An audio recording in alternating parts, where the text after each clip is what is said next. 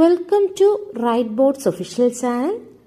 ഇന്ന് നമ്മൾ പഠിക്കാനായി പോകുന്നത് ന്യൂട്രീഷൻ ഇൻ പ്ലാന്റ്സ് എന്ന ടോപ്പിക്കാണ്. നമുക്കറിയാം, plants prepare their own food by photosynthesis. അതായത് പ്ലാന്റ്സ് അവയ്ക്ക് ആവശ്യമായിട്ടുള്ള ഫുഡ് ഫോട്ടോസിന്തസിസ് എന്ന പ്രക്രിയ വഴിയാണ് നിർമ്മിക്കുന്നത്. അപ്പോൾ നമുക്ക് നോക്കാം, എന്താണ് ഫോട്ടോസിന്തസിസ്, എന്തൊക്കെ സ്റ്റെപ്സ് ആണ് ഫോട്ടോസിന്തസിസിൽ നടക്കുന്നത്. ഓക്കെ, ഫോട്ടോസിന്തസിസ് നടക്കണമെങ്കിൽ പ്ലാന്റ്സിന് കുറച്ച് റോ മെറ്റീരിയൽസ് ആവശ്യമാണ്. ആ റോ മെറ്റീരിയൽസ് യൂസ് ചെയ്തിട്ടാണ് പ്ലാന്റ്സ് സ്വന്തമായി ഫുഡ് പ്രൊഡ്യൂസ് ചെയ്യുന്നത്. അപ്പോൾ ആ റോ മെറ്റീരിയൽസ് ആണ് carbon dioxide, water, sunlight and chlorophyll. ഇവ യൂസ് ചെയ്താണ് ഫോട്ടോസിന്തസിസ് നടത്തുന്നത്. സൺലൈറ്റ് എന്തിനാന്ന് പറഞ്ഞാൽ പ്ലാന്റ്സിന് എനർജി വേണം. അതായത് ഫോട്ടോസിന്തസിസ് നടത്താനായിട്ട് പ്ലാന്റ്സിന് എനർജി കൊടുക്കുന്നത് സൺലൈറ്റ് ആണ്. ആ സൺലൈറ്റിനെ അബ്സോർബ് ചെയ്യാനായിട്ടാണ് ലീഫിലെ ക്ലോറോപ്ലാസ്റ്റിൽ കാണുന്ന പിഗ്മെന്റ് ആയിട്ടുള്ള ക്ലോറോഫിൽ ഉള്ളത്. അതായത് ഫോട്ടോസിന്തസിസ് നടക്കണമെങ്കിൽ പ്ലാന്റ്സിന് എനർജി വേണം. ആ എനർജി കൊടുക്കുന്നത് സൺലൈറ്റ് ആണ്. ആ സൺലൈറ്റിനെ അബ്സോർബ് ചെയ്യുന്നത് ലീവ്സിലെ ക്ലോറോഫിലാണ്. Then water.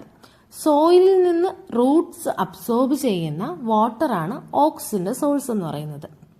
അതായത് ഫോട്ടോസിന്തസിസ് കഴിഞ്ഞാൽ ഓക്സിജൻ ലഭിക്കും. ആ ഓക്സിജന്റെ സോഴ്സ് ആണ് water. Then carbon dioxide. അറ്റ്മോസ്ഫിയറിൽ നിന്ന് പ്ലാന്റ്സിലെ ലീവ്സിലെ സ്റ്റൊമാറ്റയിലൂടെയാണ് എന്ത് ചെയ്യുന്നത്, കാർബൺ ഡൈ ഓക്സൈഡിനെ അബ്സോർബ് ചെയ്യുന്നത്. ഇനി ഇത്രയും റോ മെറ്റീരിയൽസ് യൂസ് ചെയ്ത് എങ്ങനെയാണ് ഫോട്ടോസിന്തസിസ് നടത്തുന്നതെന്ന് നമുക്ക് നോക്കാം. ഈ ഒരു ഇക്വേഷൻ വളരെ ഇമ്പോർട്ടൻ്റ് ആണ്.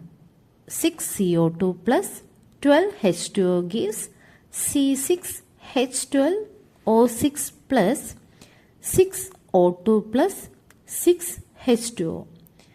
ഈ ഇക്വേഷൻ യൂസ് ചെയ്ത് സിമ്പിളായിട്ട് ഫോട്ടോസിന്തസിസിലെ സ്റ്റെപ്സ് നമുക്ക് പഠിക്കാം.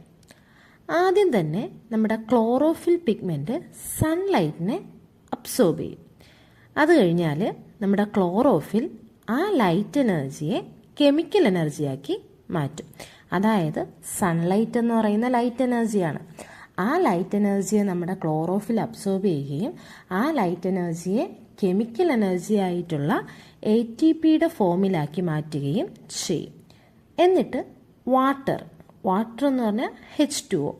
ആ H2Oനെ എന്ത് ചെയ്യും, സ്പ്ലിറ്റ് ചെയ്ത് ഹൈഡ്രജനും ഓക്സിജനുമാക്കി മാറ്റും.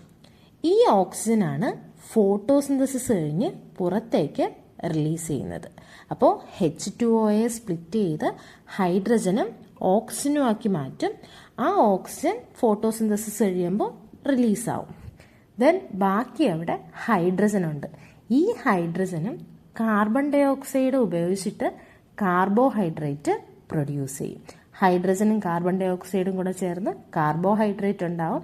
ഈ കാർബോഹൈഡ്രേറ്റ് ആണ് എന്ത്, നമ്മുടെ ഗ്ലൂക്കോസ് എന്ന് പറയുന്നത്, C6H12O6.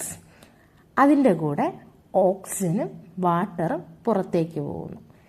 ഇതാണ് മെക്കാനിസംസ് ഓഫ് ഫോട്ടോസിന്തസിസ്. ഇത്രയേ ഉള്ളൂ. ഇത്രയും പഠിച്ചാൽ നമ്മുടെ ന്യൂട്രീഷൻ ഇൻ പ്ലാന്റ്സ് കംപ്ലീറ്റ് ആവും.